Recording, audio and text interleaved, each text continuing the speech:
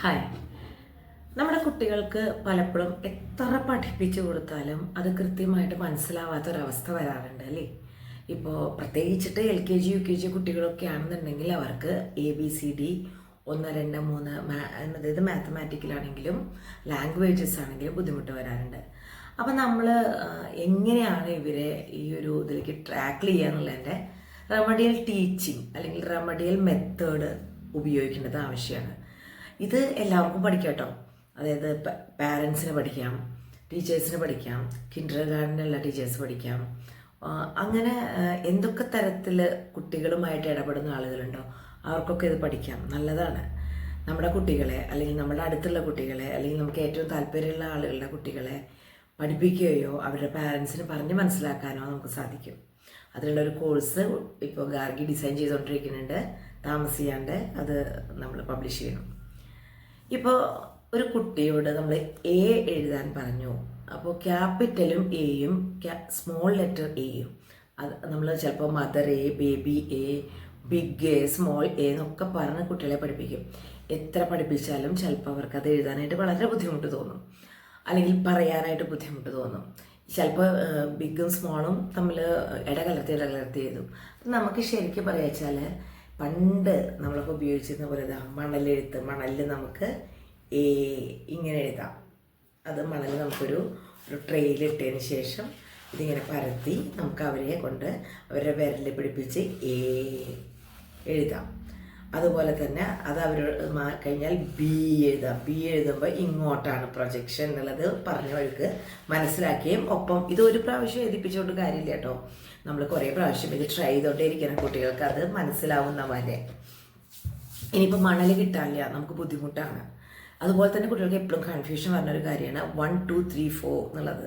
അത് 10 കഴിഞ്ഞാൽ 11 എന്നുള്ളത് പിന്നെയും പറ്റും. 20 കഴിഞ്ഞാൽ 21 എന്നുള്ളതിനെ 21 എന്ന് പറഞ്ഞിട്ട് 12 എഴുതുന്ന കുട്ടികളുണ്ടായിരിക്കും. ചിലപ്പോൾ 20 കഴിഞ്ഞാൽ 30 പറയുന്ന കുട്ടികളുണ്ടായിരിക്കും. ചിലപ്പോൾ 20 കഴിഞ്ഞാൽ 31 പറയുന്നവരുണ്ടായിരിക്കാം. 10 കഴിഞ്ഞാൽ 11 എന്ന് പറയുന്നവരുണ്ടാവാം. 12 21 എന്ന് പറയുന്നവരുണ്ടാവാം. നല്ല കൺഫ്യൂഷൻ വരാറുണ്ട്. 10 വരെ ഓൾമോസ്റ്റ് അവർ എങ്ങനെയെങ്കിലും എണ്ണിപ്പോവും.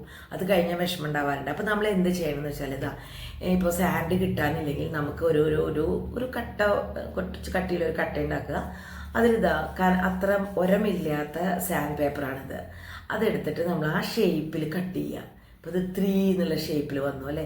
അപ്പോൾ നമ്മൾ എന്താ ചെയ്യുക വെച്ചാൽ കുട്ടികളുടെ കൈ പിടിച്ചിട്ട് അവരോട് ഇതാണ് 3 എന്ന് പറയുക. അപ്പോൾ അവർക്ക് പെട്ടെന്ന് അത് 2-3 പ്രാവശ്യം അവരത് പഠിക്കുമ്പോൾ അവർക്ക് മനസ്സിലാവാനായിട്ട് സാധിക്കും. പിന്നെ കുട്ടികൾക്ക് എപ്പോഴും കൺഫ്യൂഷൻ വരുന്നൊരു സംഭവം 9ഉം അതുപോലെ തന്നെ 6ഉമാണ്. അത് അവർ പറഞ്ഞിട്ട് കാര്യമില്ല. കുട്ടികളിൽ ഈ പ്രൊജക്ഷൻസ് ചിലപ്പോൾ കൃത്യമായിട്ട് വരില്ല. പഠന പ്രശ്നമുള്ള കുട്ടികളാണെങ്കിൽ പിന്നെ പറയാനുമില്ല. അപ്പോൾ 9 എന്നുള്ളത് വരുമ്പോൾ നമുക്ക് ആർക്കും സംശയം വരാവുന്ന ഒരിതാണ്. അപ്പോൾ നമ്മൾ ഇതേപോലെ തന്നെ 9 എന്ന് എഴുതുക, 6 എന്ന് കുട്ടികളെ കൊണ്ട് എഴുതിക്കുക. അതേപോലെ ഇപ്പം നമുക്ക് ഇപ്പോൾ Pയും Qവും തെറ്റാറുണ്ട്, B തെറ്റാറുണ്ട്, Bയും Dയും തമ്മിൽ തെറ്റാറുണ്ട്. അപ്പം നമുക്ക് ഒന്നുമില്ലെങ്കിൽ ഈ മണലെഴുത്ത് ഉപയോഗിക്കാം, ഇല്ലെങ്കിൽ നമ്മൾ വായുവിൽ എഴുതിപ്പിക്കുന്ന ഒരു ഇതുണ്ട്. അപ്പോൾ നമ്മളേക്ക് ഈ വായുവിൽ എഴുതിപ്പിച്ചിട്ട് എന്താ കാര്യം എന്നത് വിചാരിക്കും. പക്ഷെ അവർക്കത് പെട്ടെന്ന് വിഷ്വലൈസ് ചെയ്ത് മനസ്സിലാക്കാൻ പറ്റും. എന്ന് എഴുതുക. അതിങ്ങനെ ഇരുന്നുകൊണ്ട് എഴുതല. നമ്മൾ കുറച്ച് കുട്ടികളെ നിർത്തി കുറച്ചിങ്ങനെ ബെൻഡ് ചെയ്തിട്ട് ഒരു ഷേപ്പിൽ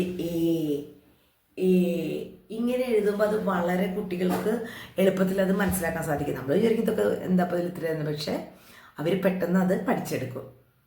കുറച്ച് ദിവസത്തെ ട്രെയിനിങ് ആണ് അവർക്ക് ആവശ്യം വരുള്ളൂ. പിന്നെ നമുക്ക് ഏത് രീതിയിലാണ് അടുത്ത റെമഡിയിൽ നമുക്ക് ആലോചിക്കാം. അപ്പോൾ മണലെഴുത്താവാം, ഇങ്ങനെ എഴുതാം, അല്ലെങ്കിൽ എന്തെങ്കിലും ഒരു പ്രതലത്തിൽ നമ്മൾ കൈ കൊണ്ട് തന്നെ അവരെ കൊണ്ട് എഴുതിപ്പിക്കുക. അതായത് ഇവർക്ക് ഓൾമോസ്റ്റ് എല്ലാവരും വിഷ്വൽ ഓഡിറ്ററി കിനസ്തെറ്റിക് ആണെന്ന് നമ്മളൊക്കെ പറഞ്ഞിട്ടുണ്ട്. അതിൽ ഈ വിഷ്വൽ കൈനസ്തെറ്റിക് ആവാം, ഓഡിറ്ററി കൈനസ്തെറ്റിക് ആവാം, എന്തായാലും ടച്ചിന് ഭയങ്കര പ്രാധാന്യമാണ്. നമ്മൾക്കറിയാലോ, നമുക്ക് എന്തെങ്കിലും സങ്കടം വരിക, എന്തെങ്കിലും ഒരു പ്രശ്നം വന്നാൽ നമ്മളെ ചേർത്ത് പിടിച്ചാൽ നമുക്ക് ഭയങ്കര സന്തോഷമായിരിക്കും. അല്ലെങ്കിൽ നമ്മളെ നന്നായി കെയർ ചെയ്യുന്നവരോട് നമുക്ക് പ്രത്യേകിച്ച് ഒരു ഇഷ്ടം ഉണ്ടായിരിക്കും. കുട്ടികളുടെ കാര്യം അത് തന്നെയാണ്. അറിയില്ല എന്ന് പറഞ്ഞാൽ അവരെ തള്ളിക്കളയല്ല, അവരുടെ അറിവിനെ നമ്മൾ പ്രോത്സാഹിപ്പിക്കുകയാണ് ചെയ്യുന്നത്. ആ പ്രോത്സാഹിപ്പിക്കുന്നതിന് ഒരുപാട് മാർഗങ്ങളുണ്ട്. ആ മാർഗങ്ങളിൽ 1-2 എണ്ണമാണ് ഞാനിപ്പോൾ ഇവിടെ കാണിച്ചത്. പിന്നെ നമുക്ക് ചെയ്യാം, വീട്ടിലൊരു വൈറ്റ് ബോർഡ് വെക്കുക.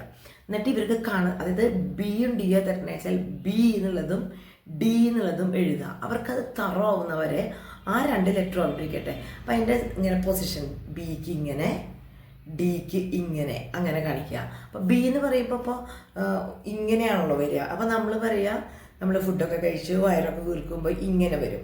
നമ്മൾ ഫുഡ് കഴിക്കേണ്ട വിഷന്നിരിക്കുമ്പോൾ ഇങ്ങനെ വരും. അപ്പോൾ ഇങ്ങനെയുള്ള കാര്യങ്ങൾ നമ്മൾ കുട്ടികളോട് പറയുമ്പോൾ അവർക്ക് പെട്ടെന്ന് അവരുടെ ബ്രെയിനിൽ കയറാനുള്ള ഒരു അവസരമാണ്. കൺഫ്യൂഷനുള്ള കുട്ടികളെ നമ്മൾ ഈ രീതിയിൽ നമ്മൾ പഠിപ്പിച്ചു കൊടുക്കണം.